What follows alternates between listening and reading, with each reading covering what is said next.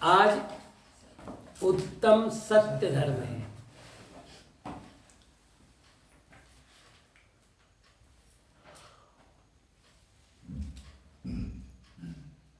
प्रश्न है, क्या सत्य धर्म केवल वाचिक धर्म है? क्या सत्य धर्म केवल आध्यात्मिक धर्म है?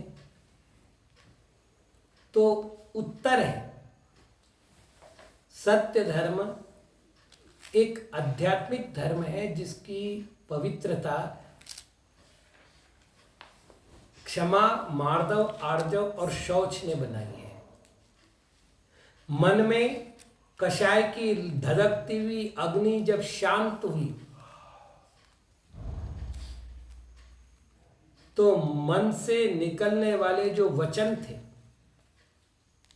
वो वचन भी अत्यंत शांत और हितकारी हो गए। वचन तो सत्य का परिचायक है, वस्तुतः वो मन की पवित्रता को बता रहा है। इसलिए क्रोध, मान, माया, लोभ के सद्भाव में सत्य नहीं पनप सकता। सत्य बड़ा शर्मिंदा है। आप देखना, जो महिला शर्मीली होती है वो खुले सर पर पुरुषों के सामने नहीं जाती। सत्य भी जो है शर्मीला है, वो क्रोध, मान, माया, लोभ के सामने नहीं जाता। जब ये मानसिक अपवित्रता दूर हो जाती है तब सत्य अपने आप प्रकट होता है। फिर वो जो बोलता है वो सत्य है। बाकी एक ध्यान रखना, भाषा में उभरा हुआ सत्य सर्वथा सत्य होता ही नहीं है। भाषा में उभरा हुआ सत्य केवल अपेक्षित सत्य है। उसके पीछे एक एंगल है, उसके पीछे एक भूमिका है और उस भूमिका तक ही वो सत्य है, पूर्ण सत्य नहीं होता। याद रखना, वचनों में जब भी आता है वो सत्यांश आता है। सत्य कभी भी वचनों से प्रकट नहीं होता। तो केवल वचनों तक सत्य नहीं है, नहीं, वचनों का सत्य भी बिना मानसिक पवित्रता के प्रकट नहीं होता। इसलिए सत्य का प्रागट्य द्वार हमने वचन लिया है। आज की पूजन पढ़ा हो तो आपको ध्यान होगा, कठिन वचन मत बोल, पर निंदा और झूठ तज, साच जवाहर खोल, सत्यवादी जग में सुखी। दो लाइन में तो सत्य धर्म का पूरा स्वरूप ही बता दिया गया और फल बता दिया गया। कठिन वचन मत बोल, पहली बात कर रहे हैं। सत्य का अर्थ, लोग कहते हैं ना कि सत्य हमेशा कड़वा होता है, कि कठिन वचन मत बोल। लोग कहते हैं कि सत्य हमेशा कठोर होता है। बिल्कुल गलत कह रहे हैं, उनको प्रस्तुत करना नहीं आया। जो कठोर हो वो सत्य हो ही नहीं सकता, क्योंकि कठोर बोलने के लिए मुझे अपने मन में कठोरता लानी पड़ती। आप सोचिए, मेरे मुंह से गाली कब निकलेगी? जब मेरे मन में द्वेष होगा। प्रेम से भरने के बाद मेरे मुंह से गाली नहीं निकलेगी। पर निंदा, आत्म प्रशंसा मेरे मुंह से तभी निकलती है। याद रखना, जैसा भोजन करते डकार भी वैसी आती है। बल्कि सच ये है कि डकार गंदी होती है। तो मेरे मन में अगर राग द्वेष है तो ये असत्य उसकी डकार है। कठोरता कोई वाक्य थोड़ी है। कठोरता ये बता रहा है कि मेरे मन में अहिंसा नहीं है, और जिनके मन में अहिंसा नहीं होती उनके मन में सत्य तो आ ही नहीं, मतलब उनके वचनों में सत्य तो आ ही नहीं सकता। बिल्कुल झूठ बोलते हैं वो लोग जो ये बोलते हैं कि कठोर बोले बिना सत्य नहीं बोला जा सकता। अरे आचार्य मतलब पंडित दौलत राम जी ने लिखा है, जिनके वचन मुख चंद्र ते अमृत झरे। छड़ाला में भाषा समिति का वर्णन करते हुए देखो क्या लिखा है। वचन मुख ते अमृत झरे, कठोर नहीं बोलते, किसी भी परिस्थिति में कठोर नहीं बोलते। आदि पुराण में कथा आती है, एक महाराज स्वाध्याय कर रहे थे, एक बिटिया आती है और मरा हुआ कुत्ता उनके सामने फेंक जाती है। महाराज देखते भाई क्षेत्र शुद्धि नहीं है, तो महाराज स्वाध्याय बंद करते हैं, करुणा बुद्धि से युक्त होकर उस बिटिया को बुलाते हैं, समझाते हैं कि बेटा तुमने बहुत बड़ा पाप किया है।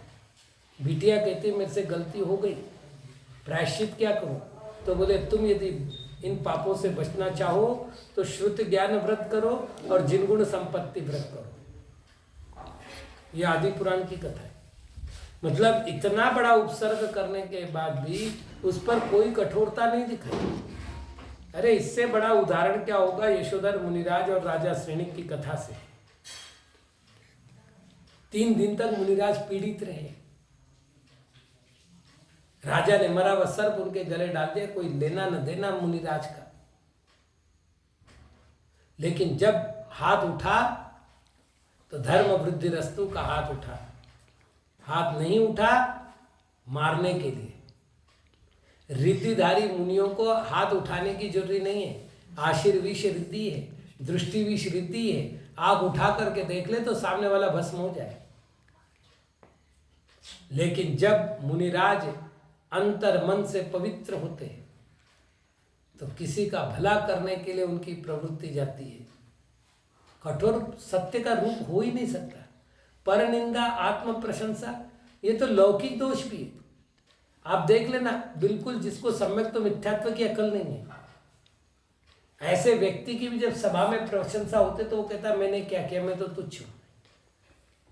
बहुत पुरानी एक कविता थी एक मूवी में, मैं तो कुछ भी नहीं हूं। पूरी कविता इस पर, मैं तो कुछ भी नहीं हूं। जब तक इस आदमी को अपनी ये स्थिति का ज्ञान नहीं होता कि मैं कुछ भी नहीं हूं, तब तक जो सत्य बोलता है वो उसका सत्य होता ही नहीं, वो दूसरे का अपमान करने के लिए होता है। शस्त्र से बड़ा शस्त्र है वचन। एक बार तलवार का घाव चल जाएगा लेकिन वचनों का घाव नहीं चलेगा। इसलिए पंडित जी कह रहे कठिन वचन मत बोल, पर निंदा अरु झूठ तज, सांच जवाहर खोल। अरे सत्य रत्न है, जौहरी जैसा है, जौहरी के हाथ में आए हुए रत्न जैसा है, खोल इसको। सत्यवादी जग में सुखी। असत्य भी सत्य का बाना पहन करके घूमता है।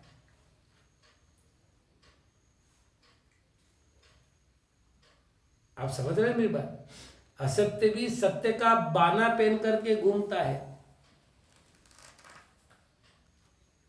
इसलिए जो है सत्य जो है कभी परास्त नहीं हुआ है। दिखने में अपने को ऐसा दिखता है कि सत्य दुखी होता है।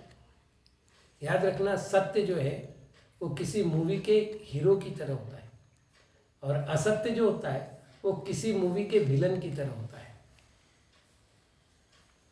आपने अगर देखा हो तो 2 घंटे की मूवी में लगभग 1.25-2 घंटे तक विलेन की चलती है और फिर एंड तक केवल हीरो की चलती है, उसका ही नहीं। फिर उसके बाद भी उसका जीवन सुखी होता है। बताते नहीं लेकिन हैप्पी एंड कर देते हैं। जिंदगी एक मूवी है, सत्यवादी उसमें हीरो है और असत्यवादी उसमें विलेन है। हमको क्या बनना है ये निर्णय करना होगा। सत्य बोलने का अर्थ केवल सत्य बोलना नहीं है, सत्य ऐसा हो जो लोक व्यवहार और धर्म व्यवहार से सम्मत हो, अपने पद के अनुकूल हो, एक दूसरे के संयम की रक्षा करने वाला हो। एक कहावत है, रानी तो काते नहीं, काते यानी गुस्सा, कातना यानी गुस्सा करना। रानी तो काते नहीं, काते है सो रांड, साधु तो मांगे नहीं, मांगे है सो भांड। क्रोध करना, दादागिरी करना, अपनी बात मनवाने के लिए, ये सत्याग्रह सत्याग्रह नहीं था। एक बात कहूं, राजनीतिक तौर पर आप इसको सत्याग्रह कहो तो सत्य का कभी कोई आग्रह होता ही नहीं। बहुत बड़ी बात है। कभी आप अजमेर की चुनाव की स्थिति देख लेना, जब सुभाष चंद्र बोस खड़े रहे थे, तब की बात कर रहा हूँ। कांग्रेस की मीटिंग थी, अजमेर में चुनाव हुआ था। गांधी जी ने जिनका पक्ष लिया था वो हार गए, सुभाष चंद्र बोस जीत गए। तो गांधी ने कहा ये मेरी नैतिक हार है। सुभाष चंद्र बोस ने कहा कि मैंने तुम्हारे हराने के लिए तो आप जीता ही नहीं था, आपको लगता है कि आपकी हार है, तो ये तो मेरी हार है, मैं इस पद का त्याग करता हूँ। मैंने गांधी को हराने के लिए कतई ये नहीं किया, मैंने अपना पक्ष रखने के लिए लड़ाई की थी। बहुत बड़ी बात है। सत्याग्रह, सत्य का आग्रह होता ही नहीं, सत्य तो अनाग्रह ही होता है।